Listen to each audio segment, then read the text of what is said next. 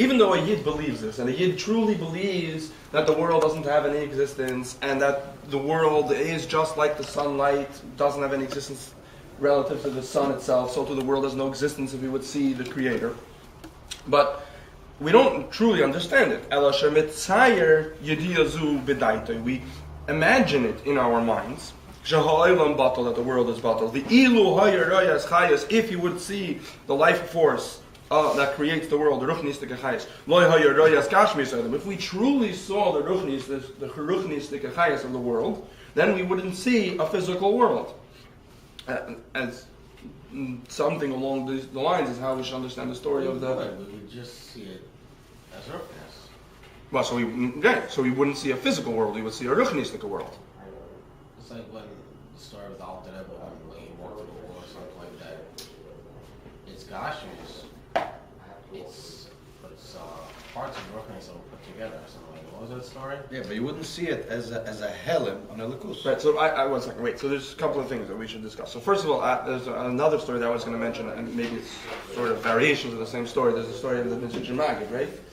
I think it was Mitzvah Chametz. Maybe it was not there. There's something. Instead of seeing the beam, instead of seeing the beam, he saw the chayas that created the beam. The Alter Rebbe said the end. No, it's not the end. At the end, right before we As start. Alter Rebbe was passing away. Okay. All right. So Alter Rebbe said as he was passing away, when he was passing away, he said, "I don't see the beam; I see the ruchnis, which is creating the beam." So, what it actually means, it's possible, probably something along the lines of what Yossi is saying. He still saw the physical beam, but he didn't see it as a physical beam. He saw it as a manifestation of a ruchnis the gechayis creating it. Most importantly, the difference being Gashmi is something that doesn't acknowledge the Eibishter's existence, and therefore we can do things that are against Hashem's will. And when something is ruchniistic, we see that it comes directly from the Eibishter, and therefore we would never be able to go against Hashem's will, because we see that the manifestation of this thing is for Hashem's will. It's going against nature to walk through something. Well, but nature is not Hashem's will. Sometimes Hashem's will is higher than nature, like, say, a miracle, like Kriyas Yamsuf. So that indeed is how miracles take place, when there's a manifestation of Hashem's will that's higher than the power of nature, and Hashem's will at that point is for nature to change, so nature changes. But the point is that that's somebody special that could see the world that way. But a regular person, so if we saw the Chayes, we would see the world that way. Now that's also traditionally, well, maybe not traditionally, but that's also a more pashtic understanding of what Mashiach is, and especially there's a medrash that says Mashiach will come if you try to pick an apple. If the tree of Shabbos, the apple will shout out, Shabbos, don't pick me. So what does it mean? It means that when Mashiach will come, we'll have reached a state where we see the ruchnis, the gechayas of the world. No longer will the world be something which covers up on the Eibishter. Now the world will be something which shows the Eibishter and manifests the Eibishter's will. So if you're going to try to pick the apple on Shabbos, the will of Hashem that doesn't want the apple to be picked on Shabbos will manifest itself, and you'll stop because you'll see that it's Shabbos and you shouldn't pick the apple. Is this something that happened when Mashiach comes, or it does happen today, we just don't see it? Well, so it happens today, but we don't experience it. So today, in a certain sense, the apple's shouting out, don't pick me. But we don't experience it because we're not on that level. When Mashiach comes, we'll have elevated ourselves to a level. And so the Tzemach further stresses, this knowledge, it's not even knowledge, it's this imagination, this trying to imagine what the world's reality is like, has no erech, has no comparison in to the way the reality is. And the reality is that the world is a manifestation of Hashem's ruchnis that has created. We imagine what it would look like if we understood it and if we saw it that way, but there's no comparison between what we're imagining it would be and if we truly were able to understand it. And going back to the mashal that he said in the previous paragraph, it's our knowledge of what the Eibishter really is and what the world really is, the Gabi Eibishter, is the same as a child's knowledge when the child calls father and the child has no real understanding of what it means that this person, this man is his father or mother, but yet there is a certain element of that knowledge that has distilled itself all the way down to the child's level. It doesn't compare at all to a true understanding of what it means to be a father or a mother, but there is some kernel that's the same. That the child understands that this person, father or mother, is the entity that he relies on for support and for care and for taking care of him. There's no comparison between what the child is saying and to what it really is and to how an adult would understand. And and this is, as we discussed,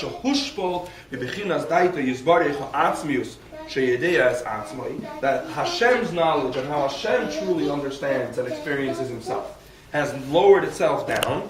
And with Hashem's knowledge of himself, Hashem knows all of everything that exists also, because everything that exists is only a manifestation of Hashem. So if Hashem knows himself, he knows everything that exists also.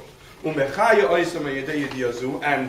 the Ruchnis Gechayas, which give life to everything that exists, comes from Hashem's knowledge of them, because in a certain sense it's all just an experience in Hashem's mind. Hashem is sort of imagining or willing the world into existence, and in his mind he wants it to exist, so it exists. And the real world, our world, is bottled as if in a comparable way, like the light of the sun is bottled like the sun itself.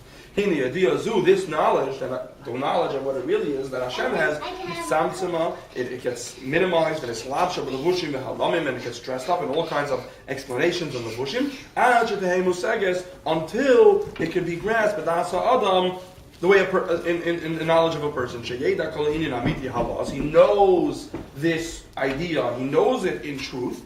Again, comparing it to the mashal of the child, but he cannot grasp the truth of the thing the way Hashem grasps it. So it's the same thing, it's the same outcome, or as we discussed last week, a psak din, a halacha and shulchan aruch, it's the same halacha, he just doesn't have any depth of knowledge of how the halacha was reached, the conclusion and the evolution. Only the short thing in a summary of the thing in short. And what is the summary? That Hashem is one and singular. The existence of everything, the God of the Eibusher, is non-existent. This is what the person understands. And because it's impossible for a person to truly understand it, so going back to the topic of the Maimer, Emunah, because this knowledge of the way the world really is, the reality of the world's existence, and how Hashem creates it, and what it means, and what relevance the world has, like Hashem, it's impossible for a person to truly understand. That's why we call it Emunah. Ukanal, as we said, as the child understands the psak halacha bli hatam, without the child understands the halacha without any reasoning, without any depth. He just knows the psak. You put tefillin on your left hand. And as the child says father and mother, he doesn't know what it means that a person is a father. Doesn't know what a person means as a mother. Doesn't have complex philosophical questions. Can you be the person's father if you adopted them? Or can you be the person's mother if you adopt them? Are you the person's father if you gave them up for adoption? All of these are not questions the child understands, because the child doesn't have and the child can't answer them, because the child doesn't have an understanding of what it truly means to be father and mother on an intellectual level that he could start to reason. Giving up your child for adoption, are you still the father? Or if you've adopted the child, are you the father? Things like that. The child just understands, I know this person is my father. That's what the child understands. No depth, no reasoning, and so they can't do anything more than that. But that is the truth. This person is his father, and the child is calling it father. So going back to the Yidden, no depth, there should be a certain amount of depth, but the Gabe, the truth, we have no depth. The Gabe, the reality of the way the world is and how Hashem creates it, we don't have any depth, we don't have any understanding. And that's why we call it Emunah. Where did we get this Emunah? Ayedei HaMatzah, through the Matzah. So it continues, therefore HaMatzah is lechem oini. That's why we call the Matzah poor man's bread, the poor bread. And why do we call it poor bread? Because it didn't have time to turn into chametz, to rise. So, what does that represent? Chametz represents something that feels its existence, because that's what chametz is. Chametz is shu nitvach v'nigba. It's blown up and it's big. It's not something that's bottled. It's fakfetched. It's squashed down. It feels compressed and it feels limited. Something that feels its existence, something that has that's full of itself, in a good way or a bad way, is big. It takes up space. So that's more of obviously a physical idea, but it's a non-physical idea also. It's always, we shouldn't necessarily compare people in yash to self-esteem and non-self-esteem, but somebody who has self-esteem and walks into a room and you feel his presence. He takes up space, not physical space. He takes up, there's space around him that he occupies space. Not only that, you have a person who feels no self-esteem, but you feel his presence too. Right. Then there are people who are spies. Spies? Yeah. What do you mean? That they're just nondescript. You wouldn't even notice that they're there unless someone pointed them out to you. So true. Right. And it's not because they have low self-esteem. Right, so that's what I'm saying. I hesitate. We shouldn't necessarily compare the self-esteem, but the idea is there. That certain people walk into a room and they take up space, even if it's not just physical space. Because their presence takes up space, and certain people don't. So that's what chametz is. Chametz is about taking up space. It's like yeshus. So chametz is yeshus, is existence, something that we can measure and takes up its size. And matzah represents bittul. So the soy dur eyamuna. Wait, no. So why is chametz and matzah? Why does that represent? Why is amuna represented with matzah, which is the poor man's bread, because it's not blown up? Because what is yeshus? What does yeshus represent? V'hainu, yeshus represents bina. There's 2 or 3 ways of human intellect manifesting itself. There's chachma, which, as we discussed many times here in the show, What manifest that you keep using it? I'll eliminate it. No, explain it. No, he wants to know what manifest means. It's Okay, I'm sorry, what? it's showing itself. Okay. So there's 2 or 3 types of ways that human intellect expresses itself, how it shows itself, how it comes out. It's just slapshot, something like. I think so. It's the idea of this. I thought manifest is taking over the whole thing. Okay. I thought I mean, it could be manifest is he's like dominating. You could probably translate pistachos as manifest. You could probably translate slapshos as manifest. Probably. I'm not sure. I mean, it's a good question. I'm sorry, guys, just I didn't grow up like Just, I'm sorry. I think an example. If you go sometimes to a house, you have all these beautiful things, but then you have like something that just kills every. You don't need, because it still stands out. You don't notice anything else. Right. Is that chandelier manifesting everything? Is that No. Okay. No, you wouldn't. I mean, you could probably use the word manifest out of chandelier, but not in that. That's okay. it. Okay. The chandelier is light manifest. Now I'm not talking about the No, light. it doesn't manifest. I'm talking I about think the word I'm talking about the architecture. Okay, the word is out. No, don't worry. The word is out. new word. But the idea is, if the word is the incorrect word, or if we're misapplying it, it means we don't understand the concept. Yeah, it's okay. Yeah, you have an idea, and then it manifests itself in an action. Yeah. So a person understands things in 2 or 3 types of ways. There's chachma, which we discussed many times here in the show, and then there's bina. Chachma is more of when a person doesn't necessarily fully understand something, and it's before the idea is fully developed. It's just a key concept or a basic flash. So often chachma is translated as a flash of inspiration. It's almost can be boiled down to a single sentence. It's just like an idea that I have in my mind, but I haven't fully developed it, and I can't, explain how this idea would, what it would mean in this area and in that area. I just have like some kind of idea that 2 + 2 is going to equal 4. It's just a pretty simple idea. It doesn't take a lot of inspiration. Bina is hasagas hadavar lo'eirech oreichav. So that's why bina is often in Chassidus. Bina is explained as having width and depth. It's wide and it's long. In other words, there's size. There's chachma is like an akudah. It's a daft. It's just a basic concept without any explanation or reasoning. Bina has a lot of explanation, a lot of reasoning, a lot of understanding. You have questions, you answer them. Why would it be the case in this situation but not in that situation? All types of thought that you develop about the idea. So, using the mashal of yeshus or chametz and matzah, so bina is size. It takes up space. And again, obviously not physical space. We're talking here now about understanding something. We're not talking about physical space. But it's the idea that the concept takes up size. So that's why it's represented by chametz, which is blown up. Chachma is more of an idea without any development, without any understanding. That's why it's represented by matzah, which is tacked down, it's squashed down, it's compressed, it hasn't had time to rise and blow up.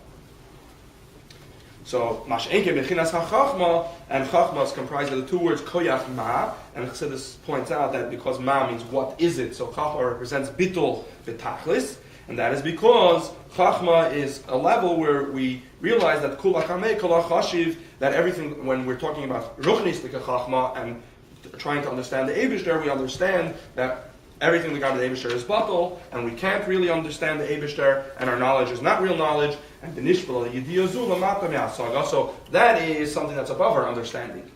But that is Nishtalshel, it moves down until it's using the Tinnik, using the mashal of the Tinnik, the child that doesn't understand. It's not that the child understands everything and then there's some things that are beyond the child's understanding. The child's understanding hasn't even developed yet. So it's the same thing. It's not like we understand so many things about the Eibishter and then there's certain things that are beyond our understanding.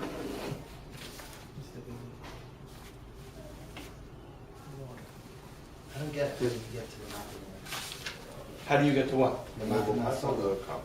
Things that are Lamayla Mahasaga, a lot of times express themselves in Lamata Mahasaga. So things that Lamayla Mahasaga means that I've understood everything up till this point, and now there's certain things that are just impossible to understand. Lamata Mahasaga are things that it's not that impossible to understand, he just didn't understand them yet. So a Tinnik, for example, his knowledge of his father is just he doesn't understand yet. Chassidus talks often about the idea that things that are Lamayla Mahasaga, the emes and ruchnius, come out in this world Lamata Mahasaga. So that's why something like the atzmos of the Eibishter, the Hashem, what he really is, how does it come out? How does it express itself in this world? By the Adam Pasha that says, Baruch Hashem. So the Adam Pasha is not the big chacham that understands so many darks of the Eibishter, and then he understands Hashem represents the dark of Hashem that's beyond understanding. He doesn't have any knowledge of the Eibishter. It's Adam Pasha. It's a simple person. But it's that same darga representing itself. This is the secret of, so Re'ei Emunah means like, take care. So the top of Chacham saying Baruch Hashem is Lamayla Masaga. It's the same, but it's the same darga as the Ish Pasha. So they're referring to the same darga. And so Talmud Chacham is doing it in the Oifen of the Lamayla Masaga, because he's understood everything that says now there's a darga of Hashem that's beyond my understanding. And the Ish Pashut, it doesn't have any understanding, but it's both the same darga, because it's both a darga of Hashem that you don't understand. This is the deeper meaning of the pasuk, Emunah, to take care of Emunah. So the A sometimes gets translated to feed, to support. Shetafarnes is Emunah, that he has to support and feed his Emunah. How do you support and feed your Emunah? So that's what the Zohar says, that's through eating the matzah, and that's why the Zohar calls matzah mechlod mehemnusa, the food of Emunah. Because, as we just finished discussing, matzah is a representation, a physical representation of the concept of emunah, which is something, as we said, it's something that we don't fully understand. That's why it's matzah as opposed to chametz. And furthermore, as we discussed in the previous paragraph, matzah is actually a mitzvah of Hashem, and so therefore it's knowledge of something beyond our understanding, or belief in something beyond our understanding, but specifically a ruchniistic thing, because it's a mitzvah, and specifically it's the emunah in Hashem, that Hashem creates the world, and the entire world's existence, the Gabi, the true existence of Hashem, the way Hashem really exists, meaning beyond our understanding, there is no existence to the world. So matzah, so any bread is seichel. Yeah. When you see bread in the form that it doesn't really have a form, you're talking about seichel, which it doesn't have a form, which is chachma, which is idea of emunah. Exactly, but well, not necessarily. When it's a mitzvah, then it becomes emunah. Okay, emunah the Eivishter. So if you're just eating gluten-free bread all year round, then you're matzah. No, so that's on Pesach. That's matzah. I'm saying if you're eating gluten-free bread all year round, then the pashtas. It's bread. Anyways, it's bread. Right, but I'm saying it's risen. Anyways, Yeah. I'm saying it's risen. You think if So you if eat you matzah all matzah- year Right, I'm round, saying if you eat matzah not as the mitzvah, and maybe you're doing it say for out of health reasons, for example, then you're being mevatel your seichel to a gashmistic concept. It might be a good thing, it might be a bad thing, but it has nothing to do with the ruchnius and emunah. When it's a mitzvah, then it's emunah. you have a reason for it. Well, if you have a reason for it, then that's a separate thing. But It's talking that you're being mevatel your Yeah, seichel, or you're eating something that represents bittul of seichel. I'm neutral, trying to take a neutral stance. Are you saying that matzah represents two things, chachma and emunah? No, we're saying chachma is emunah. That's a rule whenever it comes to ruchnistic things. I don't know. That's what it sounds like from this When you're trying mind. to start, when you're trying to come up with a chiddush of it in a Tosfos, that's emunah. Well, no, but also, right, this is beyond the scope of this mimer, but Chachma has two dargis to it. There's the Chachma when you're being explained in something you can understand and you're trying to come to a flash of understanding of it, and then there's the Kayach Chachma, which is to connect to something that's beyond your understanding. There's two parts of Chachma. So that second part of Chachma is what is connected to Emunah. To try to connect to something you that you'll can't never understand. Yeah. In the beginning of this paragraph, the Tzemach Tzedek does push that there is an idea of Chachma and Bina. I mean, In the he beginning, doesn't say the word Chachma and Bina, but in the beginning of this paragraph, he is saying that a person needs to understand no, but as no, much as possible but then he fears however much you understand, it's still beyond. just like the child. Right. Which means Pesach means you should understand and realize that whatever you understand is not enough, or don't even try it. Well, of course, I mean, no one's going to advocate for just not trying to understand. Try to understand as much as you can, but we should recognize that at some point. It's kind of happens thing. It says, whatever. And, ask questions. Also, if we're not going to advocate understanding, then it's not the share. Derech Kabbalah, which apparently till now we weren't talking about Kabbalah. This is the deeper meaning, the soid meaning, which from Kabbalah soid. This is the soid meaning of that matzah is moichin the katnos the abba, which is nimshach to nukva.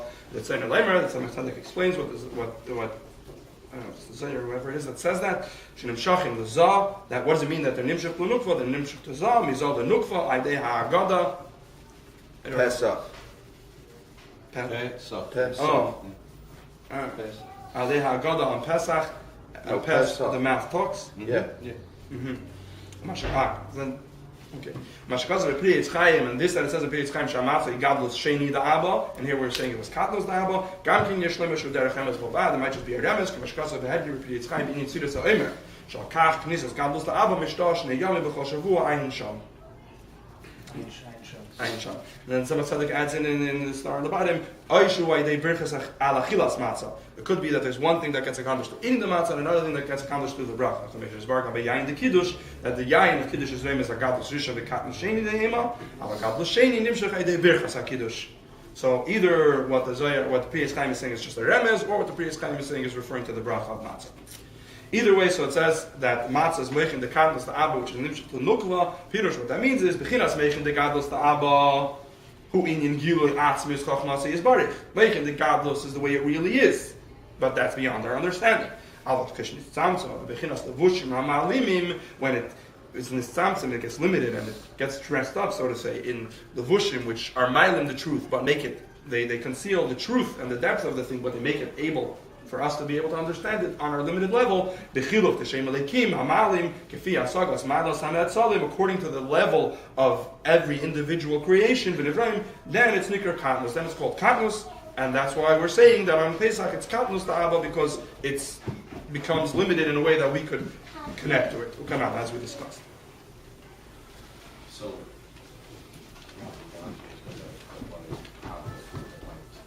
or it was a different time in the beginning? No, I don't think it was so different. I think it was just a short either repetition or re-summarization. It's just like back then, when the Yidden actually left Mitzrayim, they were commanded to eat matzah. So too, there was a mitzvah to eat matzah for generations. So we discussed that in Mitzrayim, the Yidden were Ketani Amunah, they forgot about the Amunah, or they never had it. The Amunah in the Eibishter, and that's why the Eibishter commanded them to eat matzah, so he could take them out of Mitzrayim. So the same thing happens in every generation, like it says in the Pasuk, but Erev Teichul Matzahs, that there's a mitzvah to eat matzahs, and a cause of kaveh chayva. It's not just that, you can't eat chametz, and if you want to eat bread, you have to eat matzah, but you could also just not eat anything for 8 days, or only eat fruits and vegetables. No, there's actually a mitzvah, you have to eat matzah at least the first night. Because there has to be a Yetzias Mitzrayim now and every generation. So what is Yetzias Mitzrayim in every generation? Yisrael, Yesh, Peish, Nefashis. Every Yid has 2 Nefashis.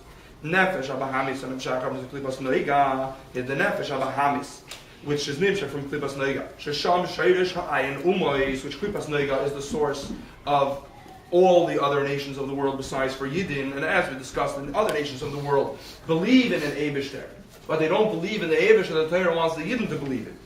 Meaning the Kadol, the Elikah, the Elikaya, the way they refer to the Eibishter as the God of all gods. What's meant by that is that they admit that the Eibishter creates the world or gives life to the world, but they also believe that the world is an independent existence besides for the Eibishter. And as we discussed, the muscle for that is a guf and a neshama. Sure, the neshama gives life to the guf, but the guf has an independent existence besides for the neshama. B'chinas yesh, that the world is an independent existence, and then every yid also has a second nefesh alikis, yichelek alekam imah. When you're neshama, your nefesh alikis is still l'mayla before it comes down into this world. He l'mayla, not just is it on a higher level than the way it is in the body, but it's on a higher level gam min malachim. It's even higher than the malachim. Hagam shehem bebechinas bitol. Even though the malachim experience Hashem or a gilui of alikus on such a level that the malachim are batal. They recognize that there is no existence besides for Hashem. As it says in the pasuk, "Tzavah Hashemayim locham mishachadeh." By Tzavah Hashemayim are meant not just necessarily the physical things in the sky, like the sun and the stars and the moon, but also ruchnistic things like malachim. And there's still a difference between the malachim and the neshamas, because the malachim ein lahem hasaga b'muhus v'atzmis alikus mamish. The malachim don't have a true understanding of alikus. Sharehem bebechinas yesh v'nifradim.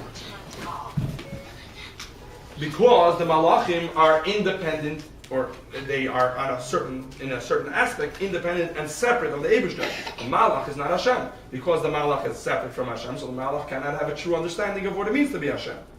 Ilu, or what it means that Hashem is Hashem. Ilu haya erin seif miskal, and if the true existence of the Eibishter would reveal himself in his full glory to the malachim, they would cease to exist. That's what, for a certain group of malachim, that's what takes place every day. The Eibishter creates them, then the Eibishter reveals himself in his full glory, and then they get consumed, and they no longer exist. And then the next day the Eibishter creates a new group of malachim.